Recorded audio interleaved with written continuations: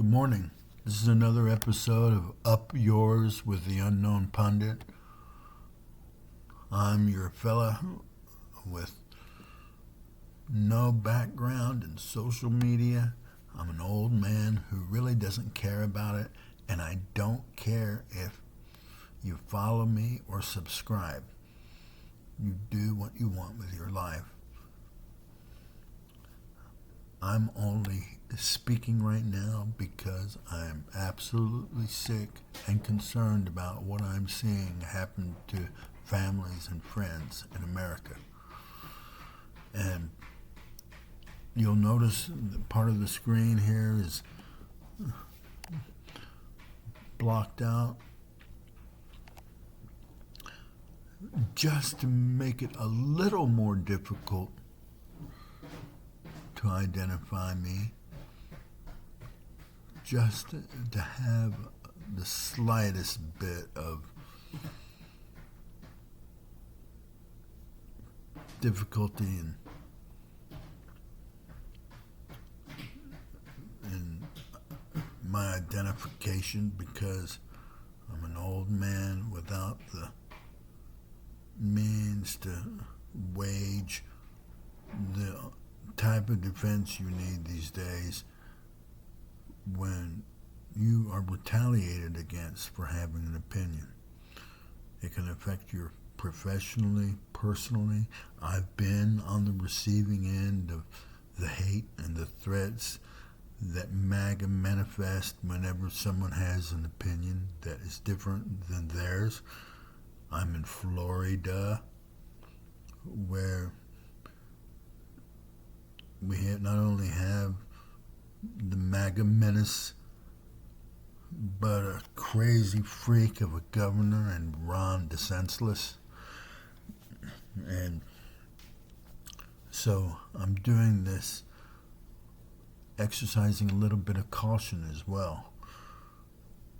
And that's why I'm hiding, obscuring my face somewhat. Not that you're missing anything, there's nothing to see worth saying there. But today what I want to address involves some comments I heard yesterday from the esteemed Democratic leader, New York Senator Charles Schumer, who has been serving this country with honor and integrity for more years than most people have lived. This guy has devoted his life to the people of America, served with honor and integrity, but I'm sorry, pal. Gone are the days of wine and roses. It just doesn't work anymore. You can't fight nastiness with nicety.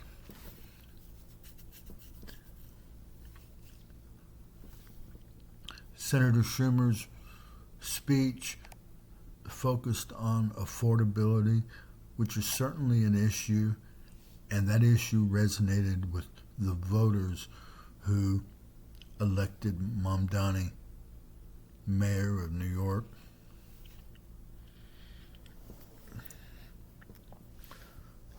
And it is an issue that voters are confronting and will respond to in the next election. Republicans will lose seats. That's a damn sure thing. But for now, Schumer, my friend, you and a lot of the other Democrats are coming off feckless, about as useful as tits on a boar hog. So you can't be nice and honorable and trying to appeal to people's sense of reasoning, because there was no reasoning or rationalizing the election of the commander in sleaze. He simply tapped into people's disdain for the status quo and seeing the typical political responses cloaked in political correctness.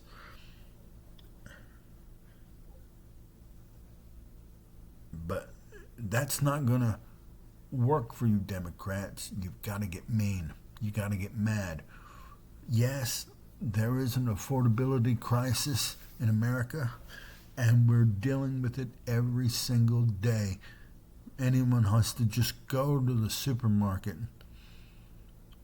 buy fruits and vegetables that used to cost under $1. It's crazy. We are confronting a crisis of cost, yes, in America. And yes, Senator Schumer, I get it. It's resonate. It's an issue that will speak loudly to voters who and families that are sick of it. You got a bunch of billionaires telling us everything is fine, the economy is great, but these people have never gone to a supermarket and had to put fruit and vegetables on the scale to weigh the products so they can get a better sense of what is being paid for by the pound. These people don't compare prices when they shop for products. They're billionaires. They just get whatever they want. They don't have a reality. They live in a different world than most of us do. You think the Elon Musk and Jeff Bezos, Bill Gates, people of the world understand the price, the predicaments of pricing right now? They never have, not since they became billionaires. They see us as we're just a slave class to help them achieve their ends. And you can't try to fight those fundamental truths by maintaining the political correctness which has created the kind of disgust that led people to elect a probable pedophile and pathological liar. So, Senator, other Democrats, for all your integrity and honor, truth, it's not helping you. You're coming off weak. You got to get mad. That's what we want to see. We don't want to see speeches of politeness, political correctness. No. Get mean. Right now, a lot of us are angry for seeing the pain being inflicted on our friends and family. That is the rage you need to tap into. We already know about the cost of things, so you don't need to keep beating that dead horse.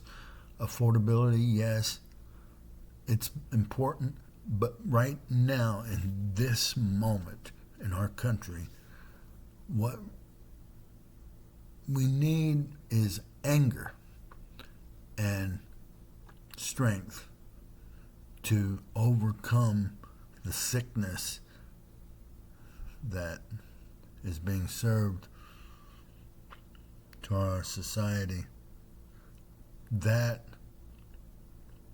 alone is going to appeal to people and encourage them. We see the videos. We see how they're hurting children, how they're hurting parents, how they're hurting citizens, not just foreign immigrants. And we're angry. A lot of people like me are disgusted, and we want something done about it, but we don't expect you to be nice about it. When it's time for wrong, you've got to correct the wrong. Don't be, have you ever been on an airplane when you see that mother whose little child is running up and down the aisle and making noise, just being rude, little bastard? Have you been there when the mother says, "Oh, Jimmy, sit down or you're going to get punished"? Stop that. That's not the way to act. But the child keeps running around and she keeps saying, "Oh, you can't do that. You're going to get in trouble." Or maybe it was one of those parents who say, "I'm counting to 3. 1, 2, then 3." And if it gets to 3 and the child's still being naughty, then they act. No. Don't be that woman. Or father. Don't be that father. Now is not the time to try and be warning, like I'm going to count to 3. There is no time for counting. There is no time for repeated threats. You have to get mean, because that's the only thing that these monsters respond to. You can't try to correct crime with political correctness. We're mad. We want to see